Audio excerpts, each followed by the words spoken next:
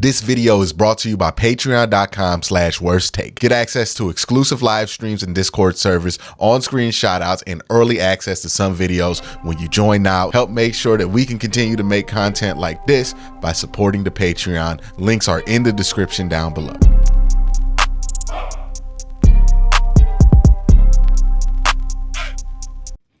I've mentioned this before. I felt like the Browns at the end of the season, me personally, no team could be perfect, but me personally, I felt like there were three big problems with this team that needed to be addressed: defensive tackle, wide receiver, and coaching. And what I'm doing this week is reviewing what they have done at those three positions to make me less worried about this team at this point. And today I'm focusing on the changes in the coaching staff.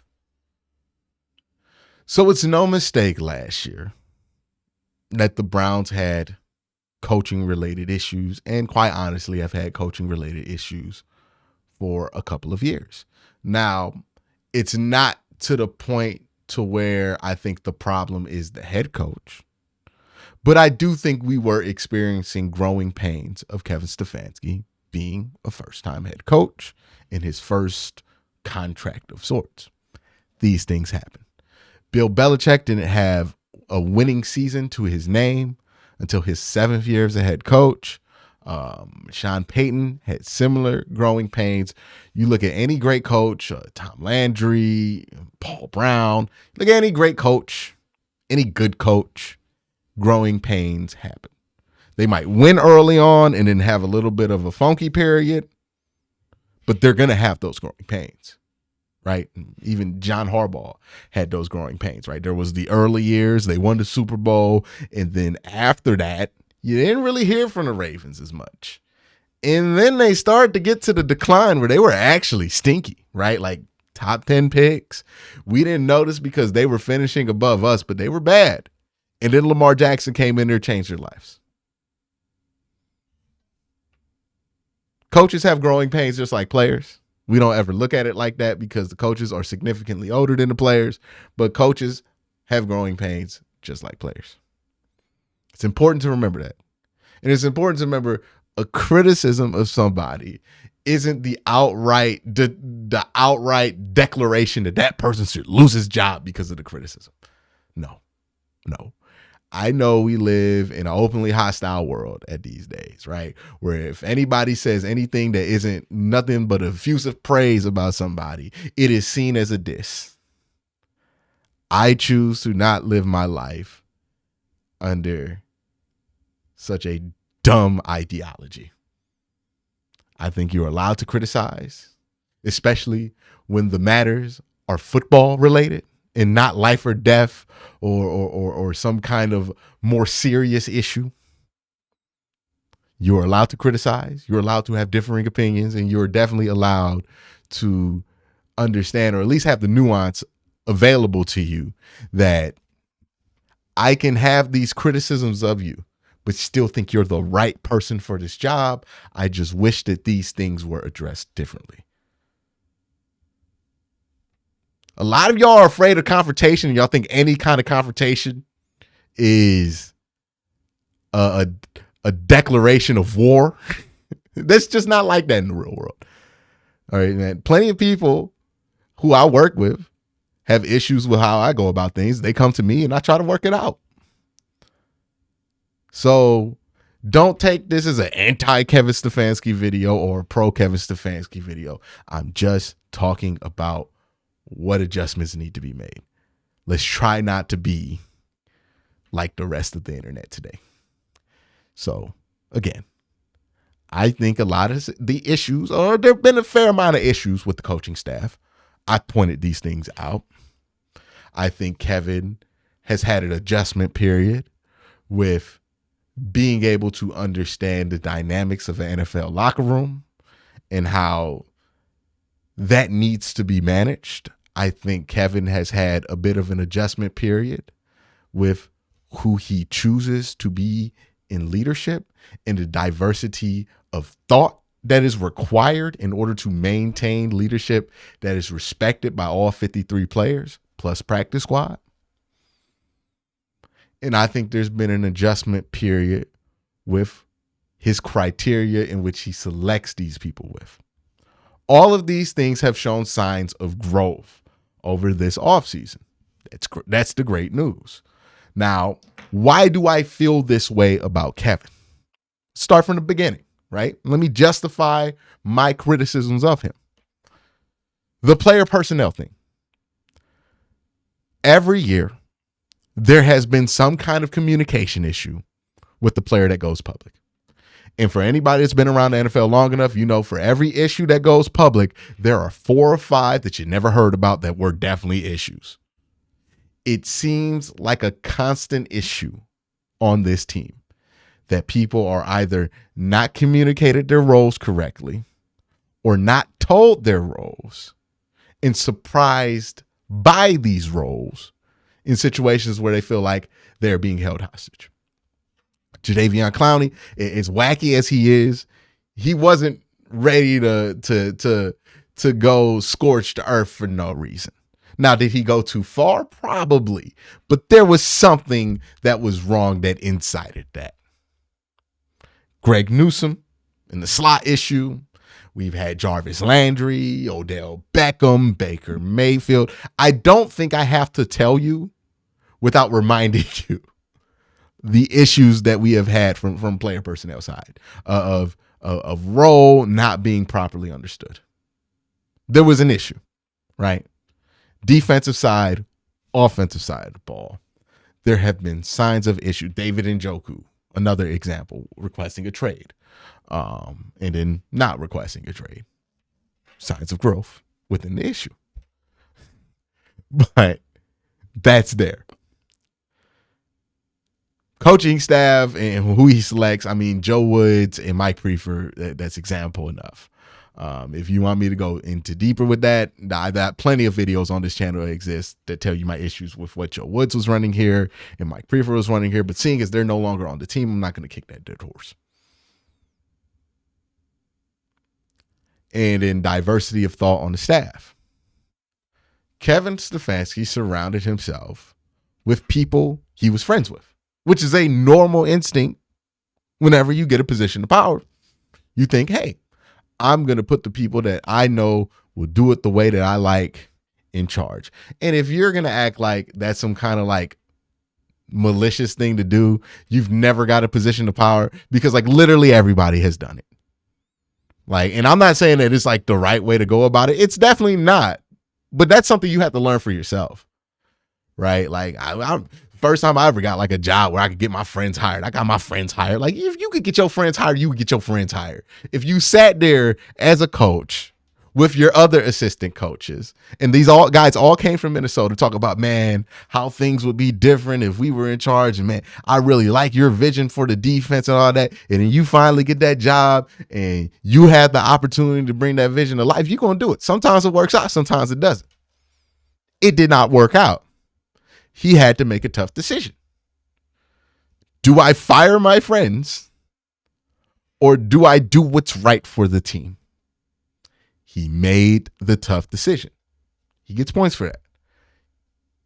Not more than he got for like bringing in the wrong guys initially, but you do get points for that. So he brings in Joe Woods because of that. He gets rid of Joe Woods and then also gets rid of Mike Priefer, which I didn't expect. Pleasantly surprised by that. Okay, cool. Who do you bring in now? Diversity of thought in the staff, right? If you have a group of people who think just like you, all that's in charge is your thoughts. And while we all think our thoughts are the best thoughts, human nature has showed us that this whole like thing that we like to do called working together, teamwork, all that, it works much better when a bunch of people have input. It just does. Like, you ever hear the story about how an individual human, like it was like a thing of jelly beans, right? Like a big old jar of jelly beans. And they were asking a bunch of people, how many jelly beans do you think are in there? No individual person came close to guessing the right number of jelly beans. But if you average all of the guesses that all of the people gave you, it came out to a similar number to what was actually in the jar of jelly beans. We are much better when we work together is the point of the story. Individually, we think we have the right answer. Rarely we ever do as individuals. As a group, we tend to be right more than we're wrong, or at least a lot closer to the truth.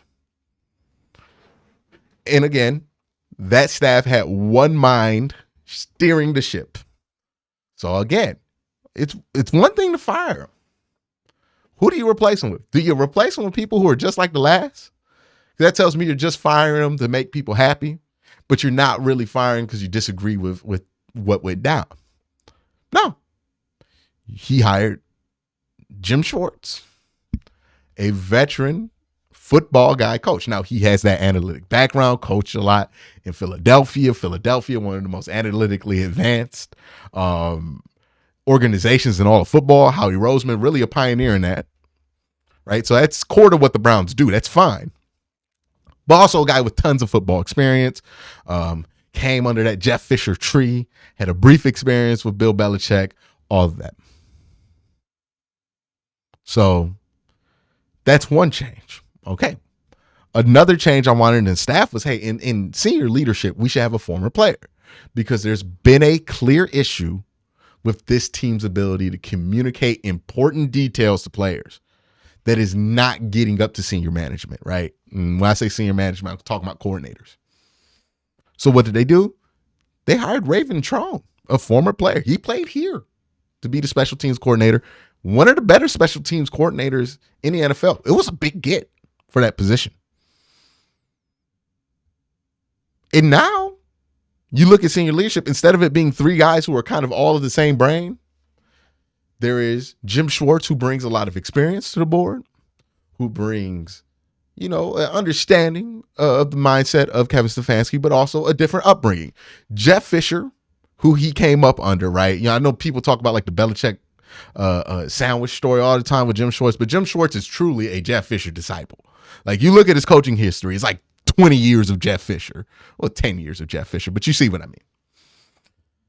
So, and what you know about Jeff Fisher is that he could not be further from the analytic style of thinking. But it's somebody who's learned to adapt with the times, adjust with the times, take the old, add in some new. That's Jim Schwartz. That's what his experience tells us. He wouldn't work well in Philadelphia if he was resistant to analytics or numbers or trends or anything like that, or even advancements in what is going on with the league. That's not how Howie Roseman gets down. That's not how that staff gets down. That's not how it goes down there in Philly. So you have that. And then you have Raven Trone, who's a former player. I don't know much about his philosophy as a coach, whether he's analytics or like true football guy, whatever it is. I'm pretty sure he's a mix of both, like most coaches are in the NFL. But he's a former player. He brings experience. And I know Stump Mitchell is also a former player. He's not in senior leadership. He's a position coach. It's just different. And Stump Mitchell played football in a very different NFL than what exists today, right? Bubba Ventrone played football when Joe Thomas was still in the league, when Joe Bitonio was still in the league, right? Like, he was a teammate with somebody who's still on this team.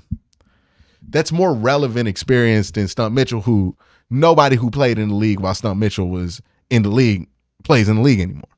He's familiar with modern NFL locker rooms, modern NFL locker room dynamics. He's just closer to all of that and understanding that than anybody on the staff.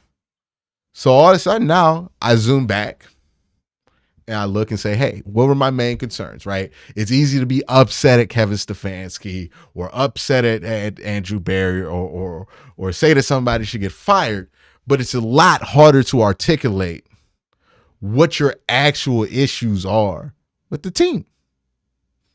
My issues were, I feel like there's something wrong on the player personnel side. That the coaching is not getting through the players, or at least communicating things with them effectively. Well, they took steps to change that, serious steps that I think are adequate. The other part, defensive coordinator, just absolute disaster, wanted a more experienced head in the room. You got that with Jim Schwartz. Also, got another diverse mind, experience, all of that. Somebody's been a head coach before, can help him, with certain decisions. So if my main issues are addressed with why I had issues with the staff during the season, why would I still be furious, right? They took steps to address it, steps that I think are adequate. So that's how, in my mind, or at least as of right now, in spring of 2023, how I feel like the Browns took serious steps to fix the coaching staff issues over the summer. We'll see. Well, over the fall, spring, whatever you want to call it. But we'll see if these issues, or at least the way that they attack these issues, turn out to be correct during the season. But as of right now, I feel really good about it. Let me know what you feel in the comment section down below.